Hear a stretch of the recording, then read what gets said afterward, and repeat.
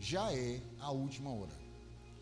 Nós temos ouvido muitas mensagens que nos falam sobre os últimos dias.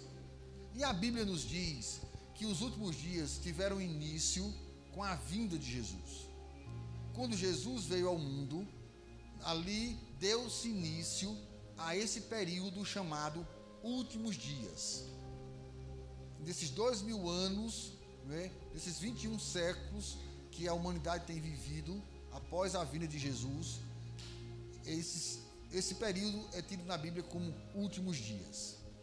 Só que nós vamos ler um texto da palavra de Deus essa noite que nos leva a uma situação mais estreita.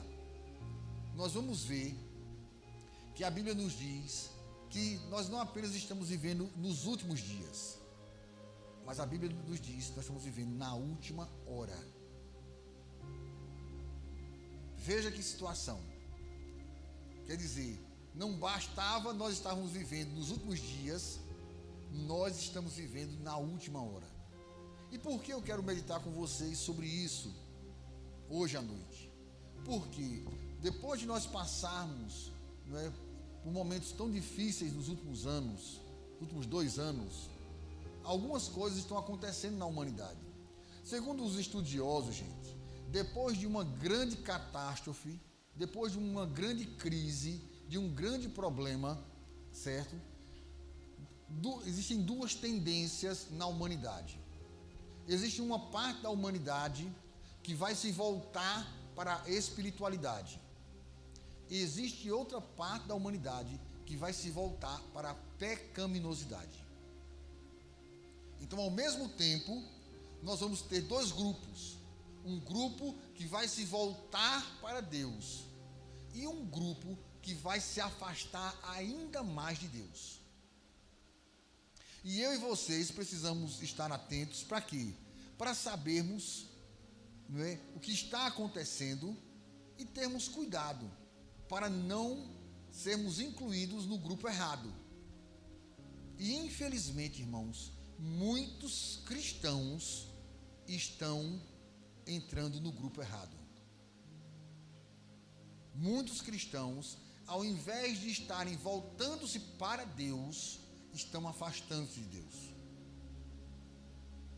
Não são poucos os pais que estão sofrendo com os filhos deixando a igreja. Não são poucos, não são poucas as pessoas casadas que estão sofrendo com os cônjuges deixando a igreja. Aí alguém pode dizer assim, mas pastor, a igreja é uma coisa e Deus é outra. Gente, não é. A igreja é corpo de Cristo. Não há como separar a cabeça do corpo. A igreja é noiva de Jesus. Não há como ter um noivo sem ser noiva. A igreja, irmãos, é povo de Deus, é raça eleita, é sacerdócio real. Então, nós infelizmente temos visto, de perto e de longe, algumas coisas acontecerem que devem chamar nossa atenção. Estamos na última hora. Os últimos acontecimentos, gente, têm gerado ansiedade, medo, vontade de reviver experiências, vontade de viver novas experiências, a busca por aproveitar o tempo, ganhar dinheiro, fama, poder, etc. As pessoas estão buscando serem felizes aqui e agora. Pare para observar, a ansiedade, como a ansiedade tem crescido. Tanto no meio cristão quanto fora do meio cristão. Nós temos visto as pessoas cada vez mais ansiosas.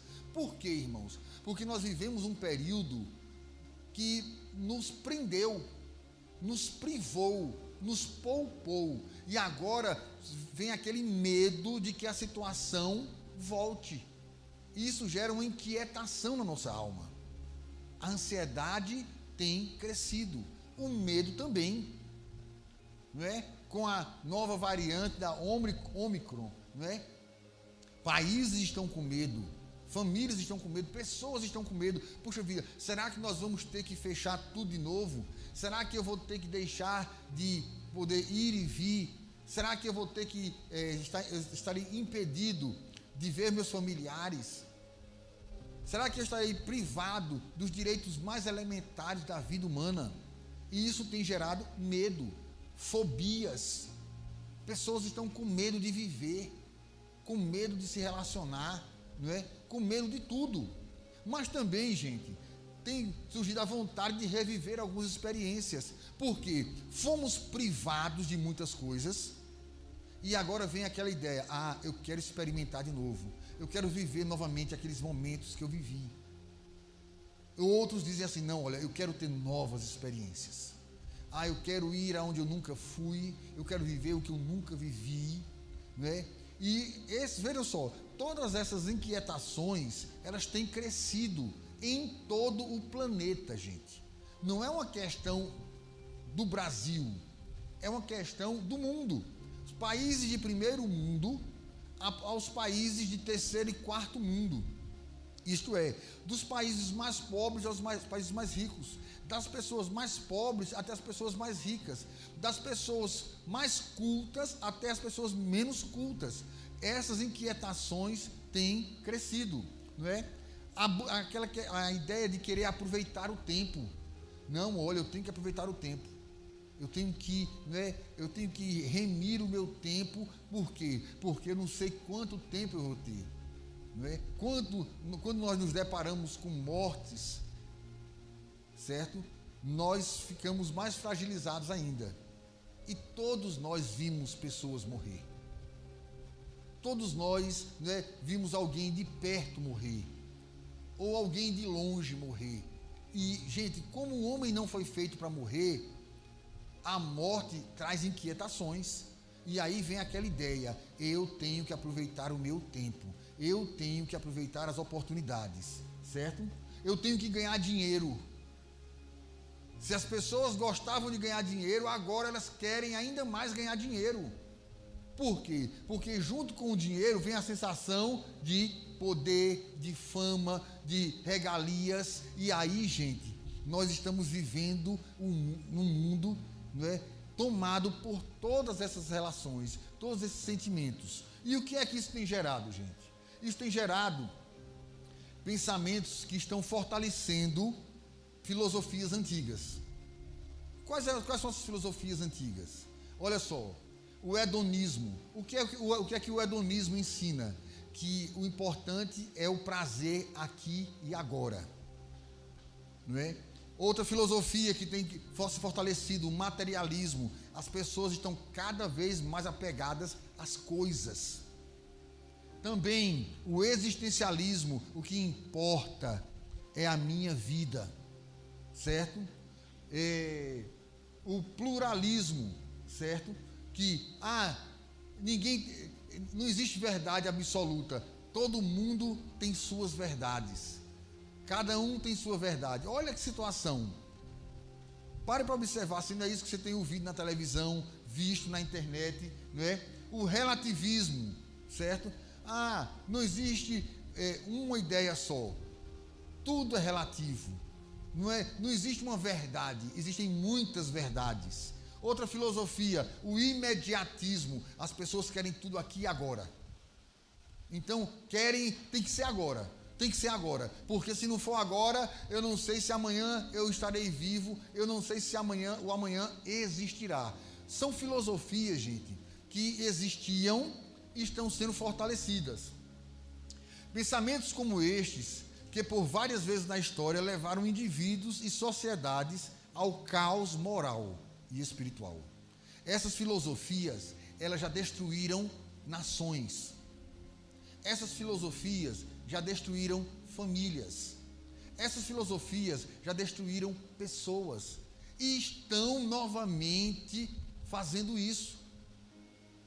A gente olha para o mundo, a gente olha para a internet, não é? E a gente fica surpreso.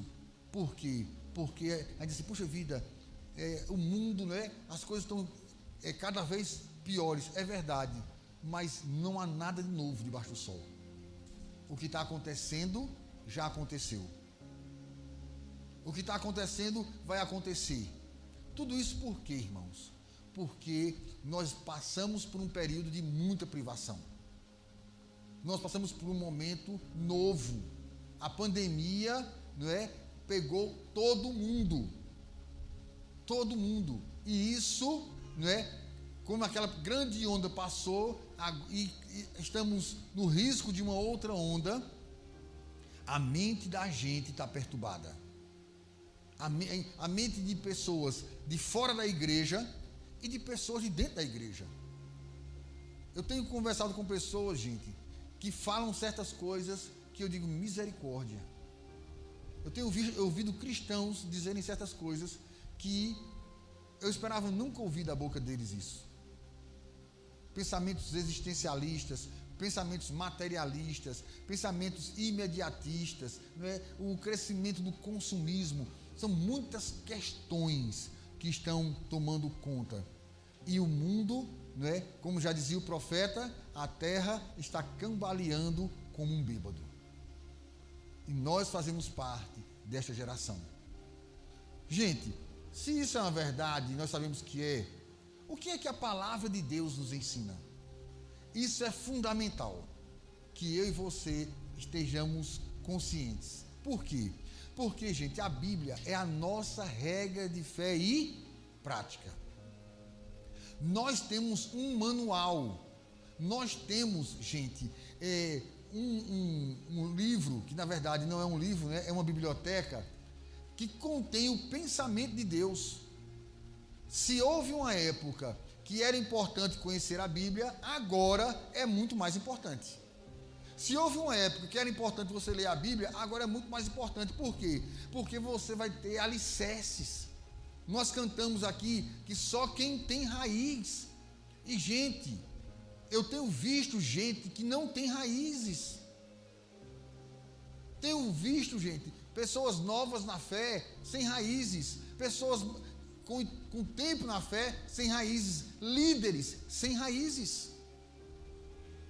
E isso, gente, não é fruto de quê? De uma ausência da palavra de Deus em nosso coração. A palavra de Deus nos diz, irmãos, 1 de João, capítulo 2, versículo 18. Vamos ler essa frase juntos? Filhinhos, já é a última hora. Diga assim, já é a última hora. Olha só, já não são mais os últimos dias, é a última hora. Nós estamos vivendo a última hora. E nós não sabemos, né, em qual minuto nós estamos vivendo. Porque uma hora tem quantos minutos? 60. Nós não sabemos em qual minuto estamos vivendo.